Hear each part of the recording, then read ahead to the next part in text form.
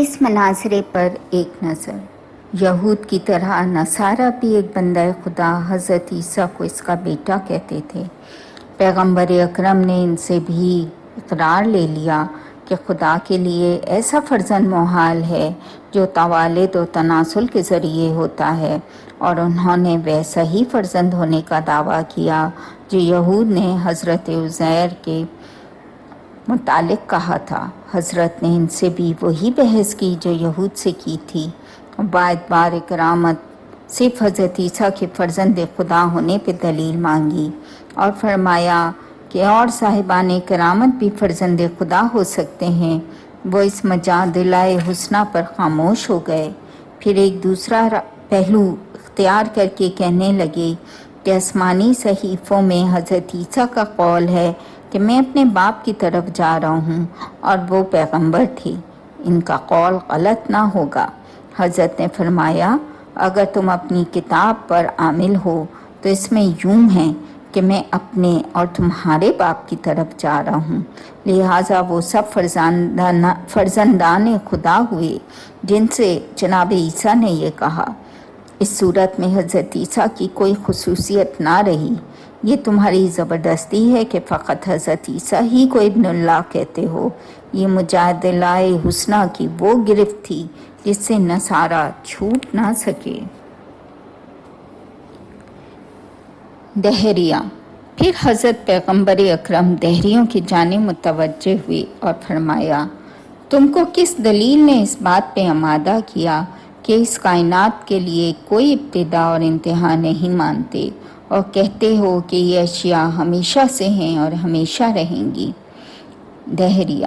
اس دلیل سے کہ ہم اسی بات کا حکم لگاتے ہیں جس کا مشاہدہ کر لیتے ہیں، اور ہم نے اشیاء کے حادث ہونے کا مشاہدہ نہیں کیا ہے، اسی لیے کہتے ہیں کہ یہ ہمیشہ سے ہیں، اور چونکہ ان کے فنا و ختم کا مشاہدہ نہیں کیا اس لیے کہتے ہیں کہ یہ ہمیشہ رہیں گے۔ پیغمبر اکرم: اچھا تو یہ بتاؤ کہ تم نے ان اشیاء کے قدم یعنی ہمیشگی کو دیکھا ہے اور ان کی ابدی بقا کا مشاہدہ کیا ہے؟ اگر کہو ہاں تو تم اپنے لیے بھی یہ دعویٰ کر رہے ہو کہ اپنی شکل و عقل پہ ہمیشہ سے ہو اور ہمیشہ رہو گے، اور اگر یہ کہو تو مشاہدے کا انکار کرو گے اور ان لوگوں کو جھٹلاؤ گے جنہوں نے تمہارے حدوث کو دیکھا ہے کہ پہلے تم نہ تھے پھر ہوئے۔ دہریہ: نہیں، ہم نے ان اشیاء کے قدم کو تو نہیں دیکھا، نہ ان کی ابدی بقا کا مشاہدہ کیا ہے۔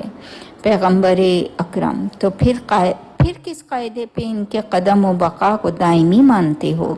صرف اس بنا پہ کہ تم نے ان کے پیدا ہونے اور فنا ہونے کو نہیں دیکھا، اور تمہارا یہ کہنا کہ اس شخص کے قول سے کیوں کر بہتر ہوا جس نے تمہاری طرح ان اشیاء کے قدم و بقا ابدی کا مشاہدہ نہیں کیا ہے لیکن ان کے حدوث و انقضاء کا قائل ہے، یعنی ایک تمہارا گروہ جو ان اشیاء کو ازلی و ابدی مانتا ہے حالانکہ تم نے ان کی ازلیت و ابدیت دیکھی نہیں، اور ایک وہ گروہ جو ان اشیاء کو غیر ازلی اور غیر ابدی مانتا ہے، اور اس گروہ نے بھی ان کی ازلیت و ابدیت اور ان کے حدوث و عدم و بقا کا مشاہدہ نہیں کیا، تو ان دونوں میں سے تمہارے گروہ کا قول دوسرے گروہ کے قول سے کیوں مقدم ٹھہرے گا اور ان کا قول اولا کیوں نہ ہوگا؟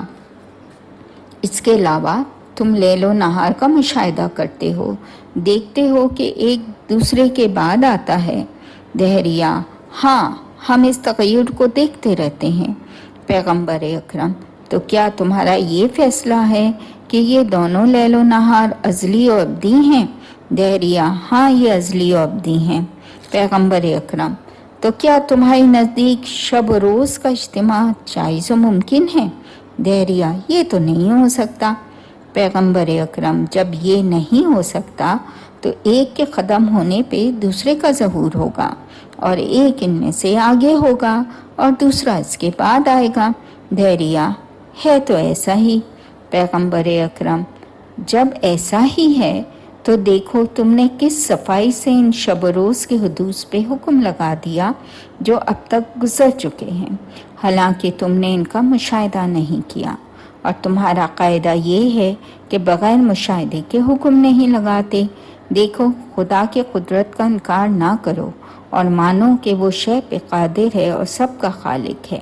دوسرے انداز سے فرمایا، کیا تم بتا سکتے ہو کہ اب سے پہلے جو شب و روز گزر چکے ہیں وہ تمنا ہی اور محدود ہیں یا غیر متناہی اور لامحدود؟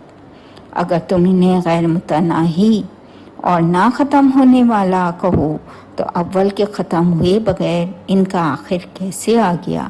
اور اگر متناہی کہو تو ثابت ہوا کہ ان دونوں میں سے کوئی شے ازلی نہیں ہے۔ دہریہ: بے شک ایسا ہی ہے پیغمبر اکرم، تم تو کہتے تھے کہ عالم قدیم ہے، حادث و مخلوق نہیں ہے۔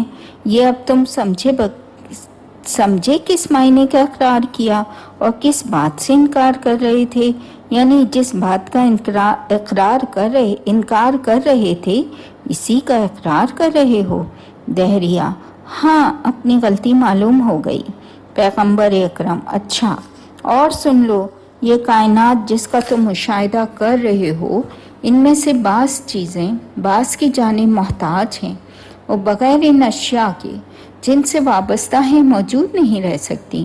مثلاً عمارتوں کو دیکھو، ان کا ایک جز دوسرے جز کا محتاج ہے اور نہ متصل و مستحکم ہوتی۔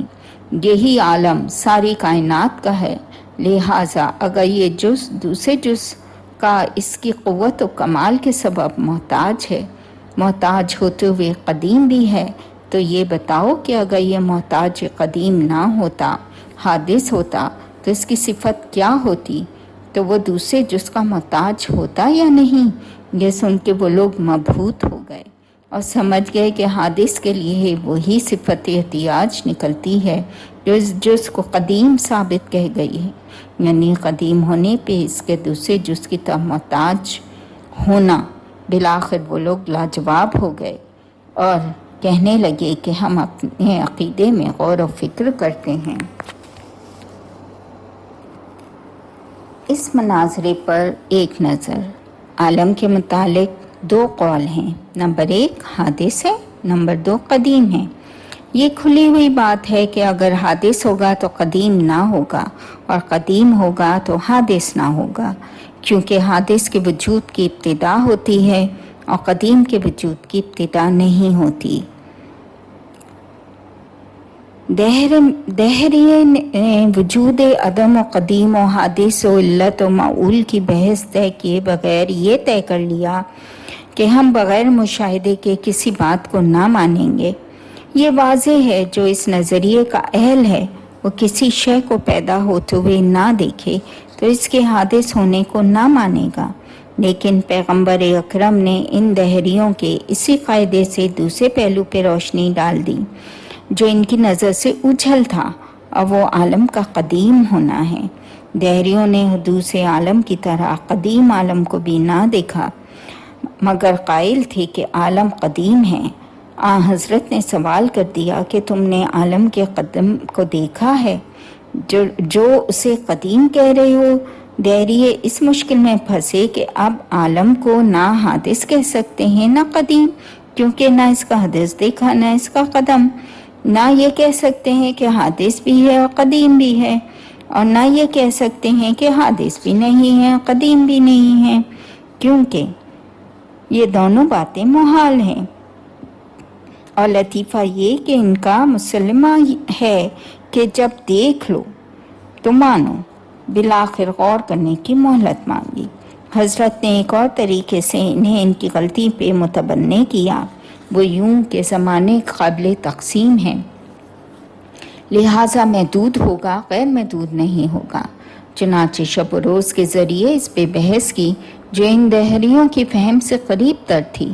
یہ کھلی ہوئی بات ہے کہ شب و روز وقت کے حصے ہیں، اگرچہ واقع میں نہ شب ہے نہ روز۔ روز کیوں کر کرۂ ارض سے بلند ہو جائے اور اس کے سائے کی حد سے نکل جانے کے بعد سورج کے اچھل ہونے کی گفتگو ختم ہو جاتی ہے، لیکن کرۂ ارض پہ بسنے والوں کے لیے زمین پہ رہ کے شب و روز ہونا ناممکن ہے، لہٰذا ان کے لیے زمین کی करवट से शब रोज़ पैदा होते हैं और इनकी मुद्दत मुअय्यन है और यही तयन मुद्दत वक्त की तकसीम का ज़रिया बनता है। मुद्दत में कमी और ज़्यादती करते जाइए, वक्त की तकसीम सामने आती जाएगी। अंजाम कार वक्त महदूद ही निकलेगा। वाज़ेह रहे कि वक्त किसी शय की मुद्दत वजूद का नाम है।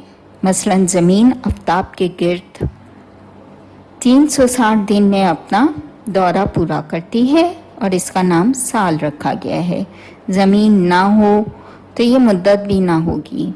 इसी पर और सैयारों को क़यास कर लीजिए, आखिर में ख़ुद आफ्ताब की मुद्दत वजूद में आ जाए, ये सबसे बड़ी मुद्दत होगी। लेकिन ये भी काबिल तक़सीम है और तक़सीम किसी मुकाम पे नहीं रुकती।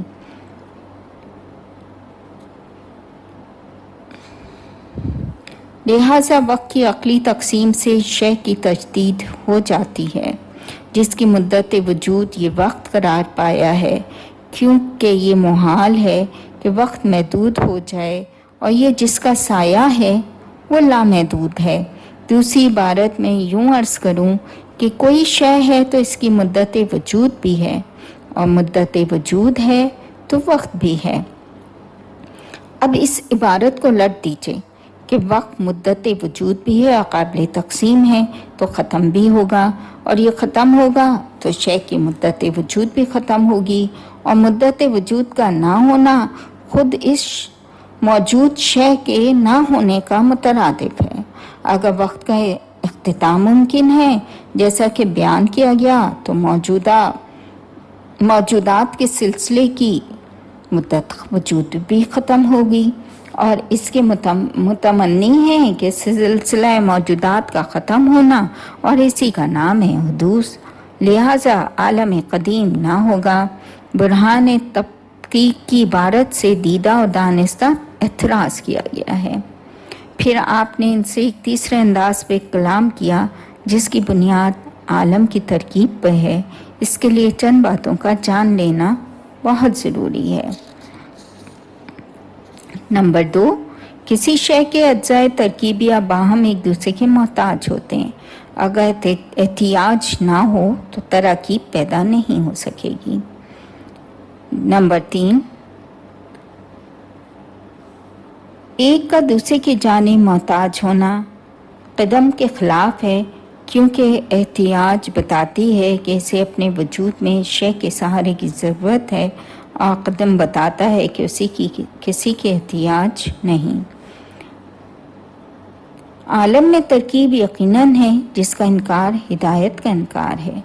नंबर 4, जब आलम में तरकीब है तो इसके अज्जा बाहम एक दूसरे के मोहताज हुए, और मोहताज कदीम नहीं होता, और आलम के सारे अज्जा तरकीब या कदीम ना हुए, और आलम इन्हीं से मुरक्कब है।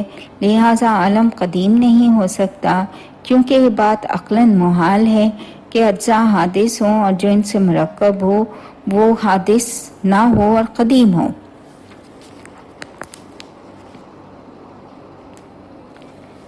मज़कूरा बाला तकरीर की बिना पे ये नहीं कहा जा सकता कि ये अशिया जो आलम के अज्जाए तरकीबी हैं वो मोहताज होने के बावजूद कदीम हैं, क्योंकि यहाँ सवाल पैदा हो जाता है कि ये अशिया मोहताज होते हुए कदीम हैं।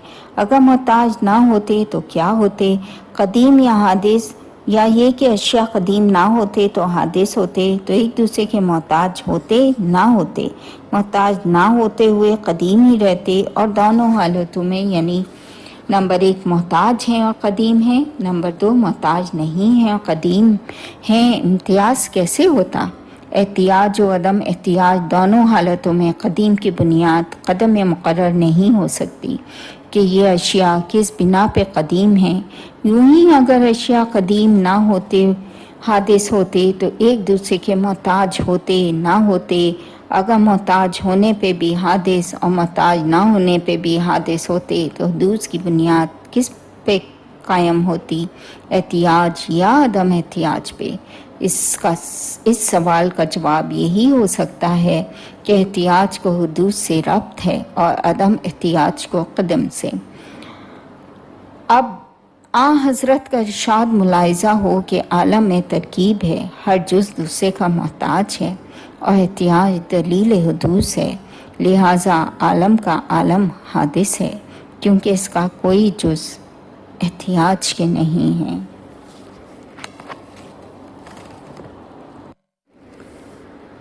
सनाविया, ये फरमा कि हज़रत पैगम्बर अकरम सनाविया की तरफ मुतवज्जे हुए, जिनका कौल था कि नूर व ज़ुल्मत दोनों मुदब्बिर आलम हैं, और फरमाया तुमने ये जो कौल इख्तियार किया है इसकी वजह क्या है? सनाविया, वजह ये कि हम आलम को दो किस्मों पर पाते हैं, खैर और शर, और दोनों एक दूसरे की ज़िद हैं। इसलिए हम कहते हैं कि जो इनमें से एक का खालिक है वो इसकी ज़िद का खालिक नहीं हो सकता। क्या आप नहीं देखते कि बर्फ़ गर्म नहीं कर सकती और आग ठंडक नहीं पहुंचा सकती? ये दोनों बातें मुहाल हैं। इसलिए हमने खैर के लिए अलग साने माना है और शर के लिए अलग, यानी नूर और ज़ुल्मत, और वो दोनों कदीम हैं। पैगम्बर अकरम, अच्छा तो ये बताओ कि तुमने आलम में स्याही और सफ़ेदी, सुर्खी और जर्दी, सब्ज़ी और कबूदी यानी नीला रंग भी पाया है या नहीं? इनमें से हर रंग दूसरे की ज़िद है क्योंकि इनमें से दो का एक ही जगह बेअक वक्त होना मुहाल है।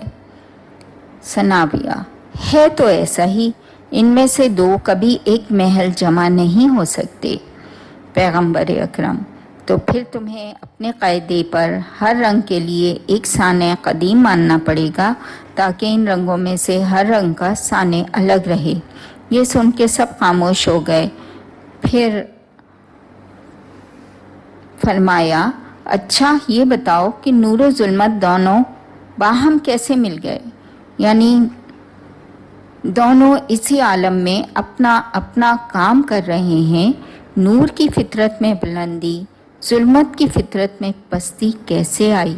और ये भी बताओ कि अगर एक आदमी मशरिक़ की जानिब चले और दूसरा मगरिब की तरफ, क्या तुम्हारे नज़दीक जायज़ है कि दोनों अपने अपने रुख पर चलकर कभी मिलेंगे? सनाविया, नहीं मिलेंगे। ये तो नादानिस्तगी के सबब ना मिलने का इकरार है, क्योंकि जब दोनों का अर्ज़ बलद एक ही होगा तो किसी न किसी दिन तो बाहम मिल ही जाएंगे। या मशरिक़ व मगरिब की तरफ ख़त्ते सफ़र बदला हुआ माना गया है, इसलिए ना मिलने का इकरार है। पैगम्बर अकरम का इरशाद दोनों सूरतों में हुज्जत कायम कर रहा है। पहली सूरत में इनके इकरार पर, दूसरी सूरत में वाक़ियत पर। चुनाचे फरमाया, पैगम्बर अकरम, तो फिर नूर और ज़ुल्मत बाहम क्यों हैं? दरा हाले के दोनों का रुख दो जहतों में है। नूर का रुख जानिब खैर, ज़ुल्मत का जानिब शर, और दोनों बहरे आलम में मुत्तहिद हैं। लिहाजा तुमने क्यों कर इस आलम के पैदा होने को इन दोनों के इम्तिजाज का नतीजा करार दिया, हालांकि इनका इम्तिजाज मुहाल है जिसकी तुम भी कायल हो। लिहाजा याद रखो, ये दोनों मुदब्बिर आलम नहीं हैं बल्कि खुद तदबीर याफ्ता और मखलूक हैं, इनका खालिक कोई और है। सनाविया, अच्छा हम अपने ख़यालात में गौर करते हैं। इस मनाजरे पर एक नज़र। सनाविया ने कायनात में दो मुताज़ाद चीज़ें खैर व शर के पाए जाने पर दो खालिक का कौल इख्तियार किया। वो ये समझे कि जिस तरह वो चीज़ें जो खैर से वाबस्ता मानी जाती हैं वो मखलूक हैं, इसी तरह शर भी मखलूक है, और चूँकि दोनों खैर व शर एक दूसरे की ज़िद हैं, इसलिए इनका खालिक एक ना होगा, और ना जो सदाए खैर है वही सदाए शर बन जाएगा। और ये मुहाल है, लेकिन वो ये ना समझ सके कि हर शय पर मखलूक है और इसका गलत इस्तेमाल शर बन जाता है। मसलन ज़बान कलमा खैर के लिए पैदा हुई है, इसका गलत इस्तेमाल यानी किसी को गाली देना, किसी की ग़ीबत करना, ये शर है और ये बंदों का फ़ेल है, ना कि खुदा का। लेकिन पैगम्बर अकरम ने इनके मुसल्लिमा को मानकर इन पे एतराज़ रद्द कर दिया।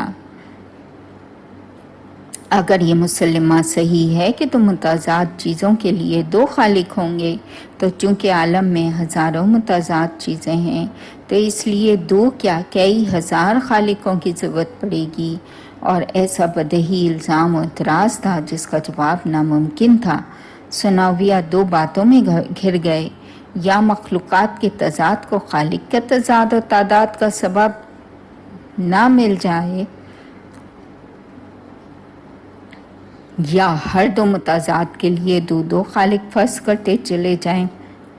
बिलाखिर इनकी अक्ल ने रहबरी की और मान के आलम की खलकत के लिए एक खुदा काफ़ी है। इनके मुशर्रफ इस्लाम होने से मालूम होता है कि शर के मुस्तकिल मखलूक ना होने को भी समझ गए थे। हमें सिर्फ मुजादलाए हुस्ना है।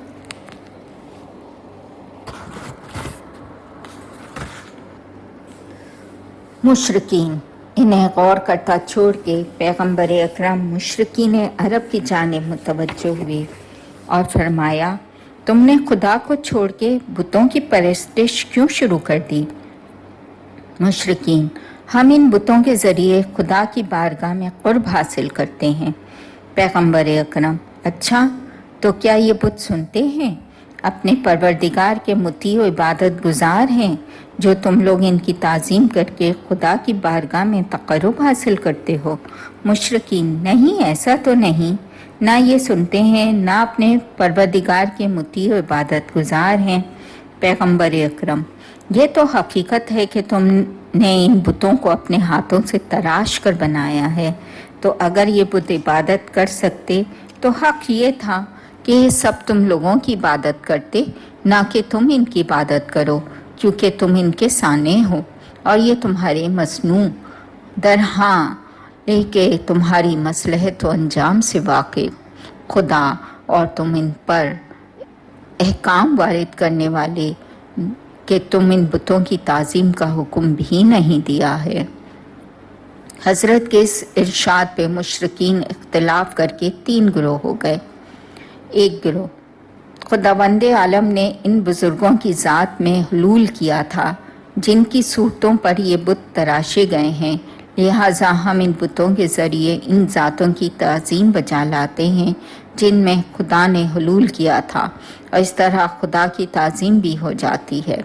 दूसरा गिरोह, ये बुत इन इस्लाफ की सूरतें हैं जो खुदा के मुती थे, हमने इनकी ये सूरतें बना ली हैं और खुदा की अज़मत के ख्याल से इनकी इबादत करते हैं।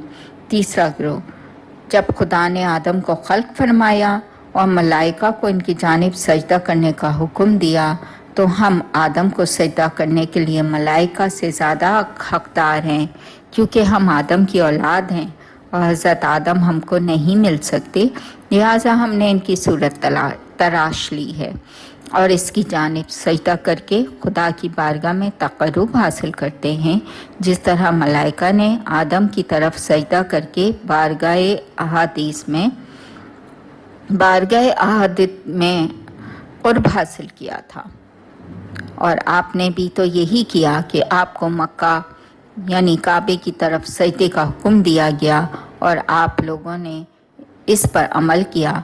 फिर दूसरे शहरों में मेहराबें बना डाली और इनकी तरफ सजदा करते हैं, लेकिन नियत खाने काबा की होती है, ना कि इन मेहराबों की।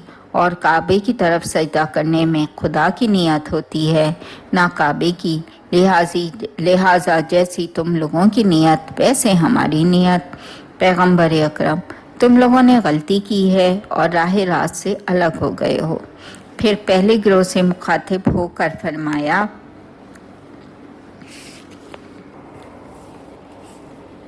तुम जो कहते हो कि खुदा ने जिन बुज़ुर्गों के पैकर में हुलूल किया था इनकी शक्लें बना ली हैं और इनकी ताज़ीम के ज़रिए इन बुज़ुर्गों की ताज़ीम करते हैं, तो इस अक़ीदे में तुमने खुदा को मखलूक की सिफत से तसव्वुर कर दिया।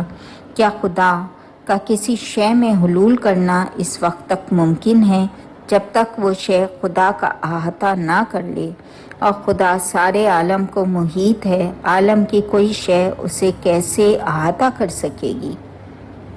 پھر خدا میں اور دوسرے حلول کرنے والی چیزوں میں کیا فرق رہا؟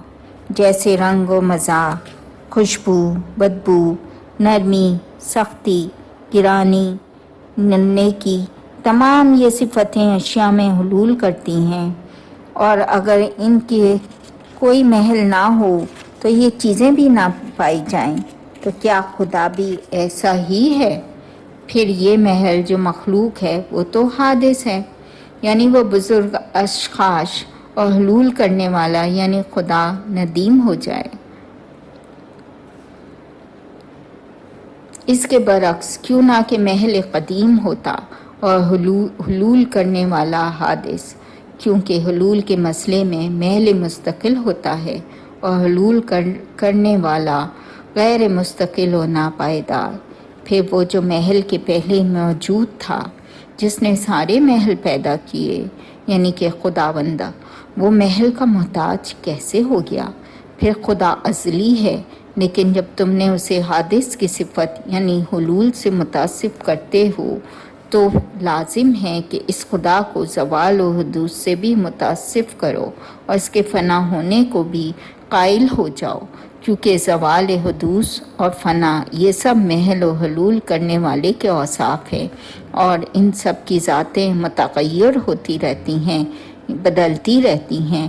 لہٰذا اگر ذات باری ان میں حلول کرنے کے باوجود متغیر نہ ہو تو لازم ہے کہ متحرک و ساکن ہونے پہ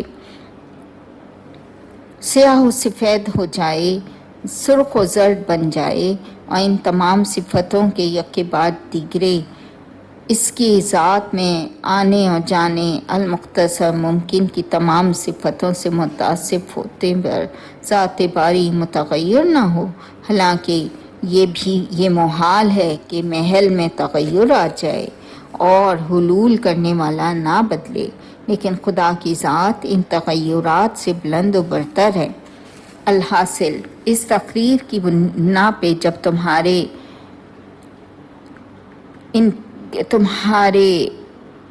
ان کے برخلاف خدا کا کسی شے میں حلول کرنا باطل ہوا تو تمہارے عقیدے کی بنیاد بھی برہم ہو گئی، یعنی خدا کا ان بزرگوں کے پیکر میں حلول کرنا، تمہارا اس حلول کے دھوکے میں ان بتوں کی پرستش میں خدا کی تعظیم بجا لانا۔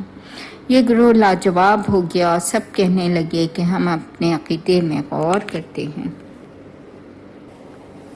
پھر دوسرے گروہ سے مخاطب ہو کے فرمایا، یہ بتاؤ، جب تم ان لوگوں کی صورتوں کی عبادت کرتے ہو جو خدا کی عبادت کرتے تھے، تم ان کے لیے سجدہ کرتے اور نمازیں پڑھتے، اپنے باوقار چہروں کو ان کے لیے سجدے میں خاک پہ رکھتے ہو، تو رب العالمین کی بندگی کے لیے کون سی شکل بجا رکھی ہے؟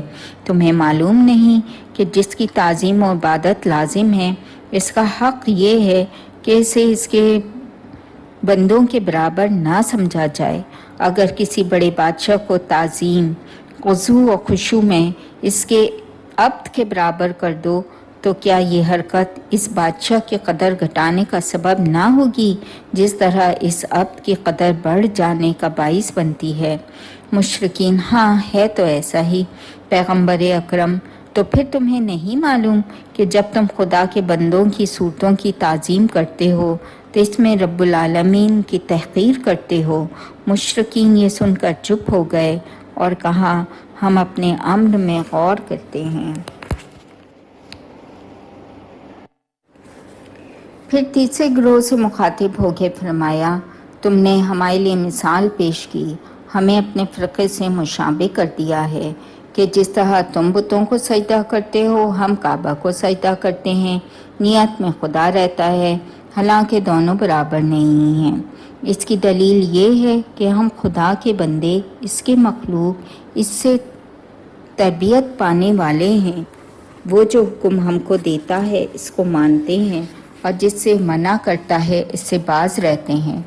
اس طرح اس کی عبادت کرتے ہیں جس طرح وہ ہم سے چاہتا ہے کہ وہ جس طریقے کا حکم دیتا ہے ہم اسی طریقے پہ عمل کرتے ہیں اور اسے چھوڑ کے دوسری طرف نہیں جاتے اور ایسے طریقے پہ عمل نہیں کرتے جس کا اس نے نہ حکم دیا ہے نہ اجازت دی ہے۔ کیونکہ ہمیں نہیں معلوم کہ جس طریقے کا حکم دیا ہے صرف اسے ہی پسند کرتا ہے اور دوسرے طریقے کو ناپسند ممکن ہے پسند کرتا ہو، اور اس نے ہم کو منع کر دیا ہے کہ اس کے حکم پہ پیش قدمی نہ کریں۔ لہٰذا جب اس نے ہمیں کعبے کی طرف توجہ کرنے کا حکم دیا ہے تو ہم اسی کی پیروی کرتے ہیں۔ پھر اس نے حکم دیا کہ جس شہر و قریہ میں بھی رہو، رخ تمہارا خانہ کعبہ ہی کی طرف ہے، تو ہم نے اس کی بھی پیروی کی، اور ان تمام حالتوں میں ہم اس کے حکم کی پیروی سے باہر نہیں ہیں۔ رہا آدم کی جانب سجدہ کرنا، تو اس نے اس حکم کے ساتھ آدم کی صورت کو سجدہ کرنے کا حکم دیا ہے۔ آدم اور ہیں اور ان کی صورت اور شے ہے، لہٰذا تمہیں حق نہیں کہ آدم پہ ان کی صورت کا قیاس کرو، کیونکہ تمہیں کیا معلوم کہ خدا آدم کی جانب سجدہ کرنے کو پسند کرتا ہے اور صورت کی طرف سجدہ کرنے کو ناپسند کرتا ہے، کیونکہ آدم تو خدا کی مخلوق ہیں اور ان کی صورت تمہاری بنائی ہوئی ہے، دونوں میں فرق ہے۔ پھر آپ نے ایک دوسرے انداز میں فرمایا، بتاؤ تمہارا کیا فیصلہ ہے؟ اگر کوئی شخص تم کو ایک دن اپنے ایک خاص گھر میں داخل ہونے کی اجازت دے تو کیا وہ دوسرے دن بھی بغیر اجازت کے اس کے گھر میں داخل ہونے کا حق رکھتے ہو، یا اس گھر کو چھوڑ کے اس کے کسی دوسرے گھر میں اس کی اجازت کے بغیر جا سکتے ہو؟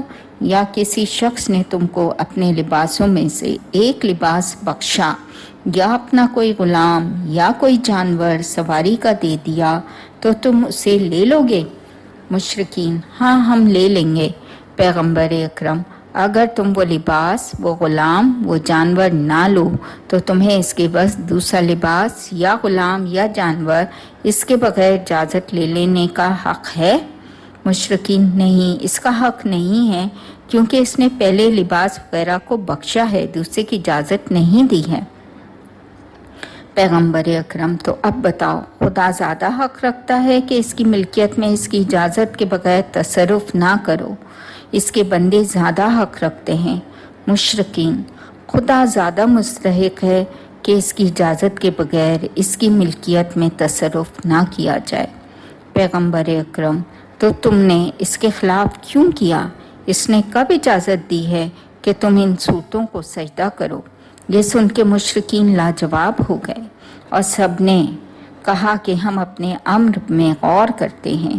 امام جعفر صادق فرماتے ہیں کہ اس خدا کی قسم جس نے محمد مصطفیٰ صلی اللہ علیہ وآلہ وسلم کو حق کے ساتھ مبعوث فرمایا، اس جماعت پہ 3 دن گزرے تھے کہ وہ لوگ پیغمبر اکرم کی خدمت میں حاضر ہو کے اسلام لائے۔ وہ کل کے کل 25 تھے، ہر فرقے سے 5 آدمی، اور سب نے یہی کہا کہ محمد، ہم نے آپ کی حجت و دلیل جیسی کوئی حجت و دلیل نہیں دیکھی، ہم گواہی دیتے ہیں کہ آپ ہی خدا کے رسول ہیں۔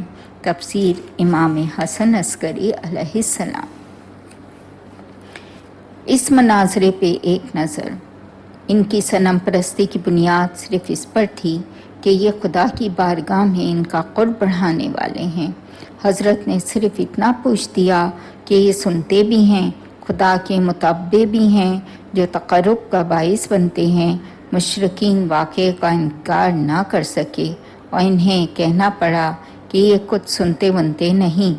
حضرت نے انہیں اس نقطے کی جانب متوجہ کر دیا کہ جب یہ سننے کی صلاحیت ہی نہیں رکھتے کیونکہ تم نے انہیں پتھر سے تراشا تو تم ان کے خالق ہوئے، لہٰذا بہتر ہے کہ بت تمہاری عبادت کریں اگر کر سکتے ہوں، نہ کہ یہ کہ تم ان کے آگے سر جھکاؤ، درحال کہ تمہارے خان نے تمہیں ان کی تعظیم کا حکم نہیں دیا ہے۔